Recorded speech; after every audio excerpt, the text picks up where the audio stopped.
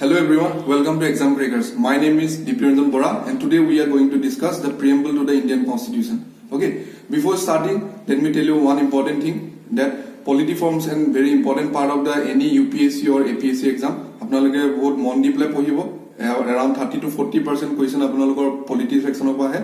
So enjoy the video and if you like the video do give a thumbs up and আপোনালোকৰ যদি কিবা doubt আছে আপোনালোকে comment সেকশনত হেতু সুধিব পাৰে আৰু আমাৰ 7টা পৰা গধুলি 7টা পৰা 8টা লৈকে আমাৰ ডাউট ক্লিয়াৰিং সেশন থাকে তাতো আপোনালোকে জয়েন কৰিব পাৰে thank you Hello everyone, welcome to Exam Breakers. Today we are going to discuss the preamble of the Indian Constitution. Okay, so let us first go through what I have prepared. Now what is preamble? The term preamble refers to the introduction or the preface to the Constitution. Okay, preamble is nothing but it is the introduction or the preface to the Constitution. যিকোনো কিতাবত আমি যেতিয়া নতুন কিতাব কিনো তাৰ সন্মুখত দিয়া থাকে preface দিয়া থাকে so exactly preamble is that preface to the Indian Constitution. Okay, now the next important fact. N.A. Palkhiwala called the preamble as the identity card of the Constitution. Okay, etu MCQ ahise agote je kunjon byaktiye amar preamble khonok identity card of the Constitution bili koise kunjon byakti ejon hoise N.A. Palkhiwala. Okay, now who is this N.A. Palkhiwala? N.A. Palkhiwala is an eminent jurist. Okay, teo ejon lawyer hoy teo koisile je preamble khon ekhon identity card. Okay, now the next important fact is the American Constitution is the first constitution in the world to begin with a preamble. Okay, American Constitution is the first constitution in the world to begin with a preamble. Now the next important fact, the preamble of Indian Constitution is based on objective resolution. Etu question agote ahise MCQ je preamble khon ki hopot base, it is based on the objective resolution. Aku question ahibo pare je objective resolution kon kune move korisile. It was moved by Jawaharlal Nehru and it was adopted by the Constituent Assembly on 22nd of January 1947. 22nd January 1947 ot hekon accept kora hoisile by adopt kora hoisile kune korisile Constituent Assembly. Now what is the function of this Constituent Assembly? The Constituent Assembly was formed to make the Constitution of India. Okay, etu buji pale sobe bostuto je preamble of Indian Constitution is based on the objective resolution and that objective resolution was moved by Jawaharlal Nehru and it was adopted on 22nd of January 1947. Ekta important fact hoy monot rakhibo lage. Etia amar preamble khonot ki lekha ase hetu prothomote ami janilo tat ki lekha ase we the people of India having solemnly resolved to constitute India into a sovereign socialist secular democratic republic. A word or jontu chronology to etu ami monot rakhibo lage dei, very important. Sovereign socialist secular democratic republic etu question ahe jumble up kori bla die je ei bostu to apnaloge monot rakhibo lage sequence to. Okay, and to secure to all its citizens ki bostu ya objective ki hoy Constitution of India honor to secure justice, liberty, equality and fraternity. Okay, yat aru ta bostu dia ase je in our Constitution Assembly this 26th day of November 1949 do hereby adopt, enact and give to ourselves this Constitution. Yat kun tarike amar Constitution khan adopt kora hoise he bikhoyo dia hoise. Now let us know what is the purpose of the preamble or what does it tell us. Okay, now the first thing the preamble of the Indian Constitution tell us is that it tells us about the source of authority of the Indian Constitution. Okay, how do we get to know the source of the Indian Constitution? From the very first line of the preamble, we the people of India. এই কথাটো কই পেলাই কি বুজাব কৈছে যে আমাৰ constitution খনৰ আল্টিমেট অথৰিটি কোন হয় the people of India. Okay, constitution খনৰ source কি হয়, source of power কি হয়, the people of India. Now the next important thing is কি কয় next to it states about the nature of the Indian state. In a preamble khonot amar Indian state khon kenekwa hoy take define kora hoise. Amar India khon kenekwa, it is a sovereign socialist secular democratic republican polity. Okay, this is very important.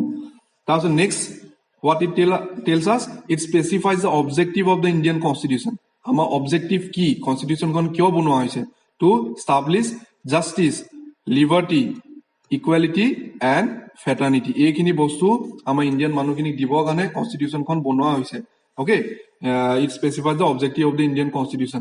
Now, it is also very important হয় কি কয় যে it tells us about the date of adoption of the constitution. Constitution কোটো লেখা নাই, অকল প্ৰিএম্বলত লেখা আছে যে কনষ্টিটিউচন কোন তাৰিখৰ পৰা এডপ্ট কৰা হৈছে. সেইটো হৈছে November 26, 1949. It is very important. Constitution kon ketia adopt kora hoise November 26, 1949. Aru eta question ahibo pare je etu date of adoption. Okay, aru eta question ahibo pare je lagu ketia pa hol, ketia pa Constitution of India kon all over India heri hoisile, exercise hoisile, ketia pa hoisile bar January 26, 1950. Don't get confused between these two dates. Okay, this is the date of adoption, November 26, 1949.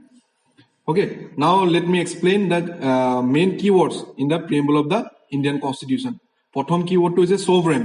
Okay, the term sovereign, which is proclaimed by the preamble, means that India has its own independent authority and it is not a dominion of any other external power. In the country, the legislature has the power to make laws which is subjected to certain limitation. A Baikokarit Kiko Vichai says that India is an independent country. There is no authority above it or below it. এতিয়া কি হয় sovereign country হৈ যোৱাৰ লগে India কি কৰিব পাৰে যে India can either acquire a foreign territory or cede a part of its territory in favor of a foreign state. Okay, sovereign যেতিয়া হৈ যায় sovereign হলে মানে India can either they can নতুন এখন territory লব পাৰে বা এৰিও দিব পাৰে. Okay, that is the meaning of sovereignty. Now the next term is socialist. The term socialist was added in the preamble by 42nd Amendment Act of 1976, which means the achievement of socialist end through democratic means. It is basically a democratic socialism that holds faith in a mixed economy. Okay, mixed economy amar socialism faith rakhise. Eta ami jodi socialism term to bujibo jao, socialism basically duta type of thake, democratic socialism thake aru eta communistic socialism. If you communistic socialism to we can see in China tumak tat ki hoy all the means of production and distribution are owned by the state or under thake, kintu amar India ki opor faith rakhile in the democratic socialism. Okay, democratic socialism ki hoy there amar ki ase mixed economy ase, and mixed economy ki hoy both the private and the public sector coexist side by side. Okay, hetu kane amar country kon ki hoy democratic socialism. Okay, এতিয়া কি হৈছে এই যোনটো socialism আমাৰ India যোনটো democratic socialism, it is based on the principles of Mahatma Gandhi. Okay, it is based on the philosophy of Mahatma Gandhi, the socialist principle. Okay, now the next term is secular. The term secular was incorporated in the preamble by 42nd Constitutional Amendment Act 1976. Okay, এই বস্তুটো মনত ৰাখিবা যে secular শব্দটো কোনটো amendment act মতে include কৰা হৈছে Constitution of India preamble khonot 42nd Constitutional Amendment Act of 1976. Similarly, socialist শব্দটো 42nd Constitutional Amendment Act ত ইনসার্ট কৰা হৈছিল. তাৰ আগতে এই শব্দগিটা নাছিল, নতুনকে 1976 ত এটো ইনসাৰ্ট কৰা হৈছে. এটা সেকুলাৰ টাৰ্মটো কি বুজায়? এটা সেকুলাৰিজম দুটা প্ৰকাৰৰ থাকে, এটা হৈছে নেগেটিভ সেকুলাৰিজম আৰু এটা হৈছে পজিটিভ সেকুলাৰিজম. এটা নেগেটিভ সেকুলাৰিজমটো আমি চাইনাত দেখিব পাৰোঁ. চাইনাত কি হয় যে ৰিলিজন আছে বুলি ষ্টেটে accept নকৰে, কিন্তু আমাৰ ইন্ডিয়াত কি আছে পজিটিভ সেকুলাৰিজম আছে, পজিটিভ ফৰ্ম অফ সেকুলাৰিজম. তাত এতিয়া কি কোৱা হৈছে যে all the religion R equal in the I of the state. গম পাইছেনে? সকলো ধৰ্ম আমাৰ ষ্টেটৰ সন্মুখত ইকুৱেল হয়, they will get equal opportunity. আমাৰ ইণ্ডিয়াত পজিটিভ ফৰ্ম অফ সেকুলাৰিজম আছে, সেইটো কথা মনত ৰাখিবা. আৰু কেতিয়া ইনকৰ্পৰেট কৰা হৈছিলে 42nd Constitutional Amendment Act of 1976. Okay, now the next term is democratic. The term democratic implies that Constitution of India has an established form of constitution which gets its authority from the will of the people expressed in an election. Etia amar country kon ki hoy, it is a democratic country. Etia democracy o eta duta type of thake, direct democracy thake, indirect democracy thake. Amar India kenekwa type of democracy ase, we have the indirect form of democracy. Etia ki hoy, democracy basically ki hoy, the power lies with the people.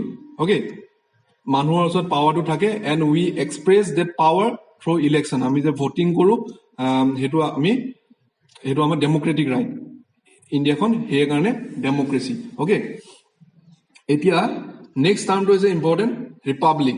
The term republic indicates that head of the state is elected by the people directly or indirectly. In India, the president is the head of the state and he is elected indirectly by the people. It is republic. Jete democracy kotha hai, tete ami democracy kotha tete republic or kotha hai. Tete jiman ama pithibit democratic countries super ase tar duta type of government thakibo pare. Eta ase monarchy thakibo pare naiba republic.